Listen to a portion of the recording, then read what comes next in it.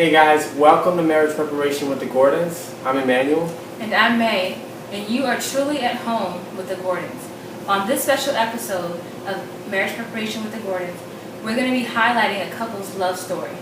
This couple is a very close friend of ours. Their names are Abraham and Brittany Louisma. They're going to be sharing their love stories, some of the hurdles that they overcame, dating with purpose, and what they did while waiting on God for a mate. So we hope that this episode truly inspires you, and make sure you hit like and subscribe on the bottom of the screen. Like and subscribe.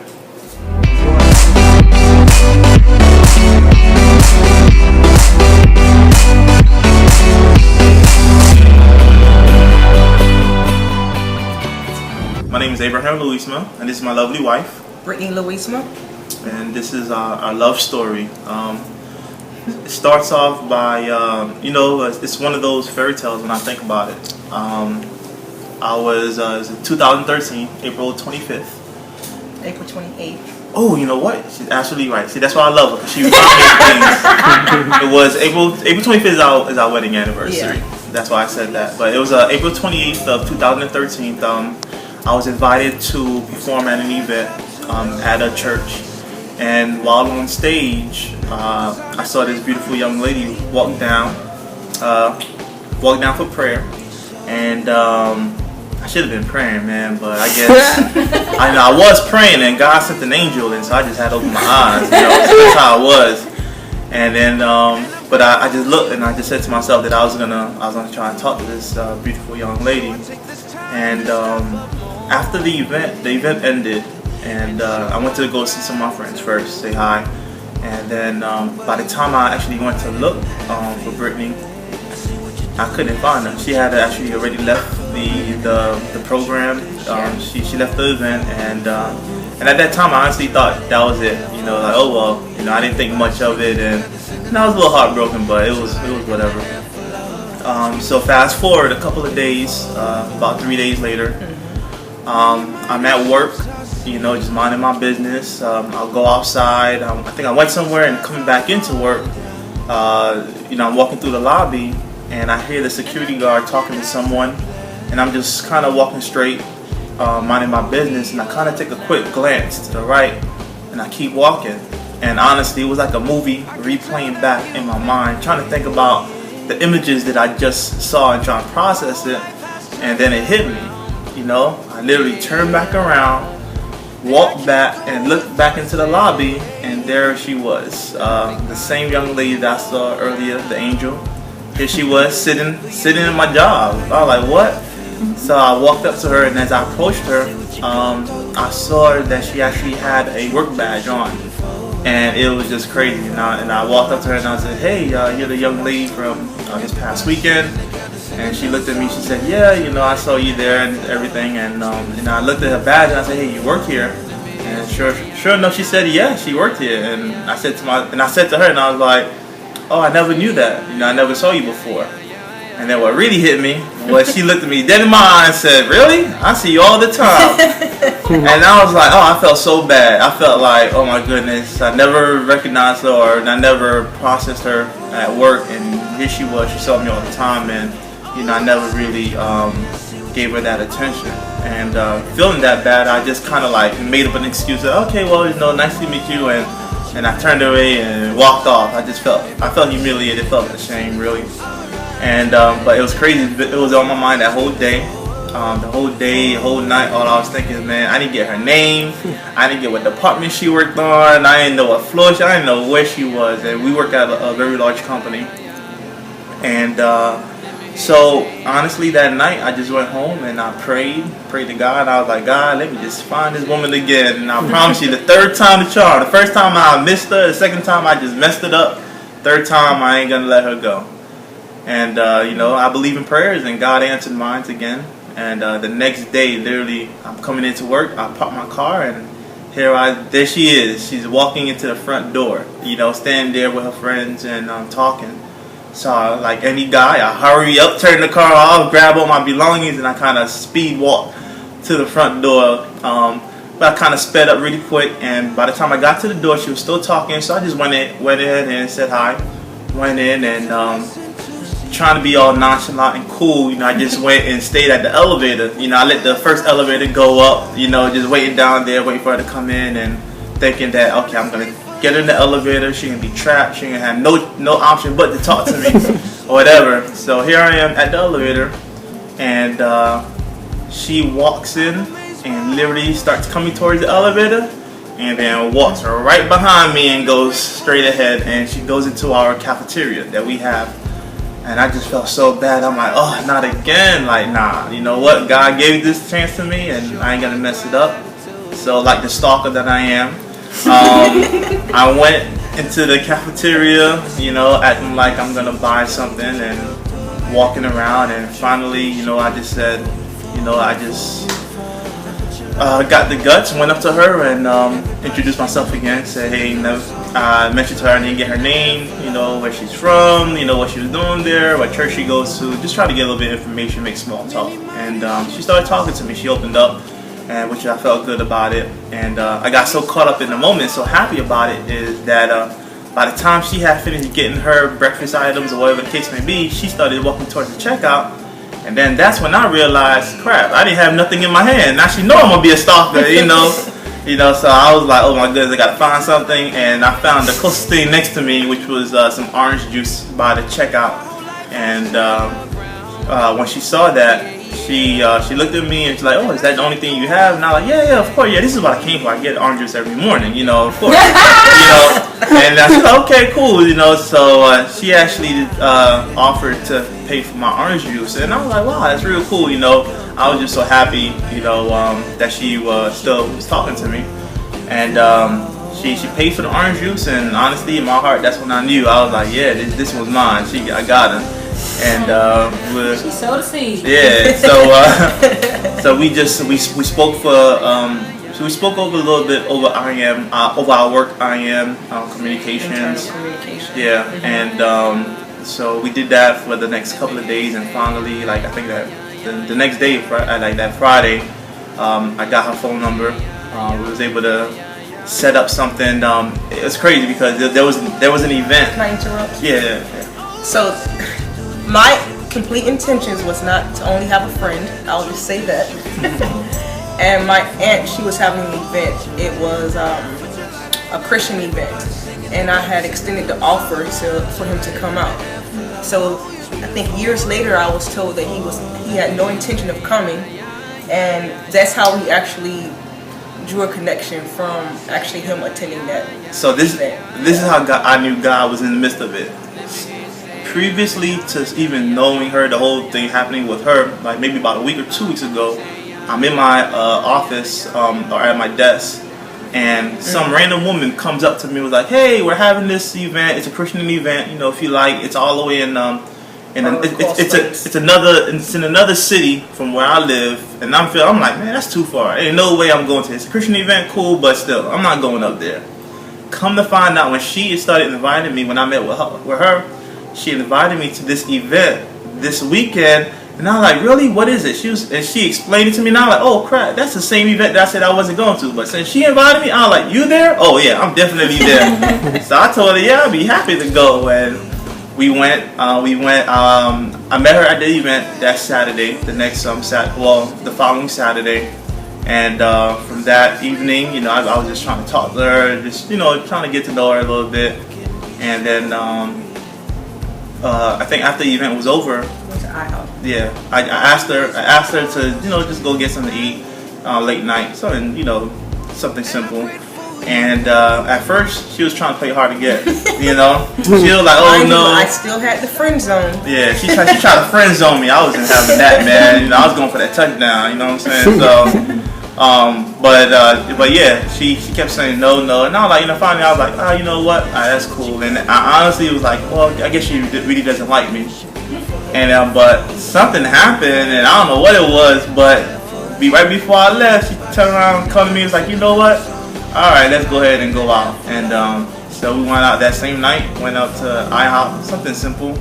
And from there, we just talked all night. And, it still took some time. And over the following weeks, months, she had me waiting. But, I work hard. And And finally, six months later or so, we finally became boyfriend and girlfriend. And then 4 months, November, October, November, December, January, February. By February 16th, I proposed to her, you know, and then we got married the following year. So how long have you guys been together?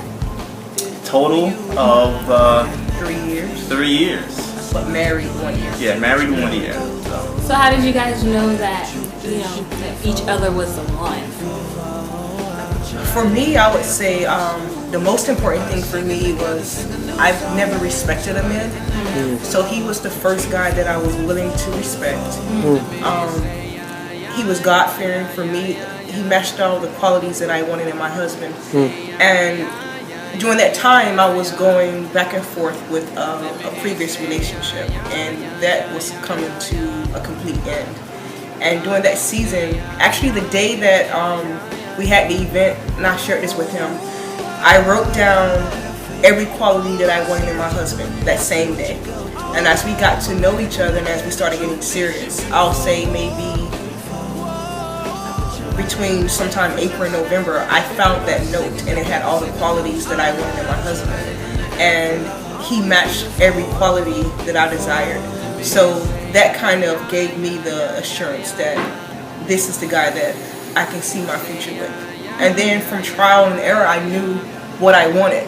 So he matched it up. So I said, yeah, this is the guy, at least for me. Yeah, and for me, you know, after my last relationship, you know, it was 3 years since then, and from there, you know, I prayed to God, and I just knew that the next relationship that I was gonna be in, you know, that was gonna be my wife, and that was a prayer that I had with God, and you know, and I told her when I met her, it was like I told her that I'm serious, like this isn't a relationship just to play around. You know, if you're gonna be with me, you're gonna marry me, and I told her that's the goal, and that's what we need to work towards, and. But after meeting her and after understanding, you know, when I think back about how we met and how everything had to go a certain way for that to happen, I just knew it was God. And you know, she's a God-fearing woman, and I knew that was God placing her in my life. So, what advice would you guys give to people who are preparing for marriage?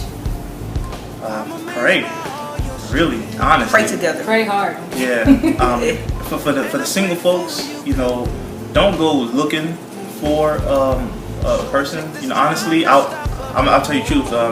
Maybe it's 3 years being single, and maybe like the first year I was still looking, trying to look, and by the second year, honestly, I stopped looking. You know, I was like, man, God, just if I'm gonna be with somebody, just bring somebody into my life. And so for single people, I say don't go looking for something.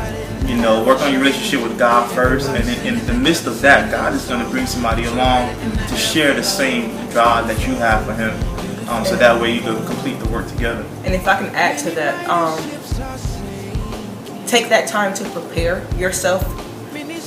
And aside from establishing a relationship with God, knowing who you are, knowing what you want, knowing your flaws, because relationships are hard, and I think when you're single, you have a desire to be with someone, yeah, but you didn't take that time to get to know who you are. You didn't take that time to work on your flaws. You didn't get that time to prepare to be married, because ultimately, if you want to be married, you need to start preparing now. You can't just say, oh, I have this person, now let's start working on it.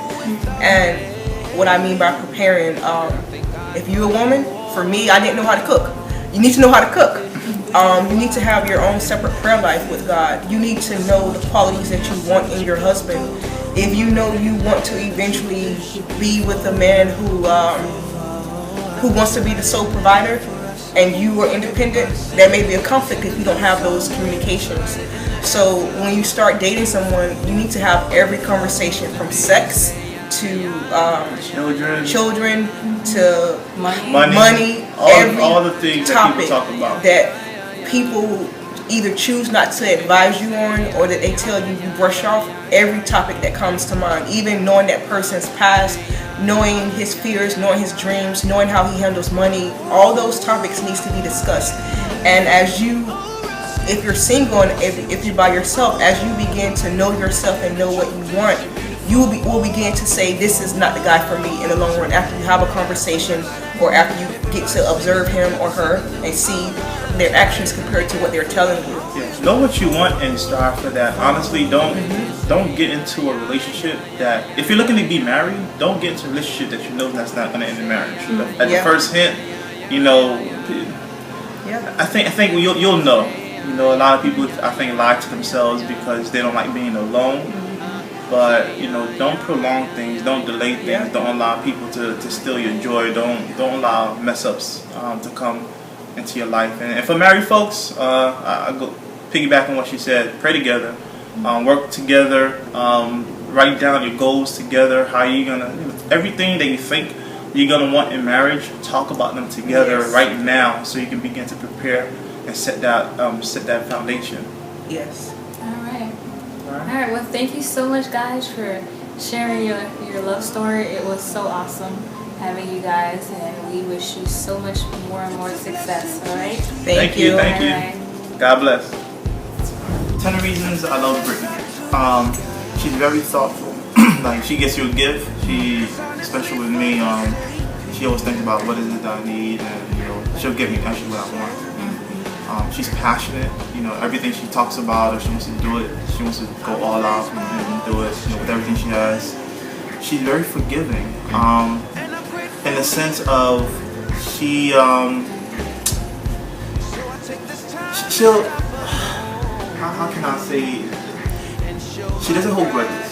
Right, like I can when I look at myself and when I look at her, I'm thankful for that. She doesn't hold grudges like I do.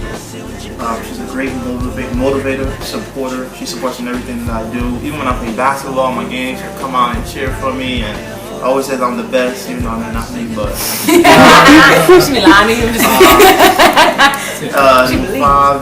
she goes out her way to care for me when I'm sick. You know, when I'm sick, and I'm the type of person, I try not to put anybody out of their way, but she's 100%, hey, what can I do? You know, let me get you some tea, soup, whatever. She'll go out and do all that, and I appreciate that.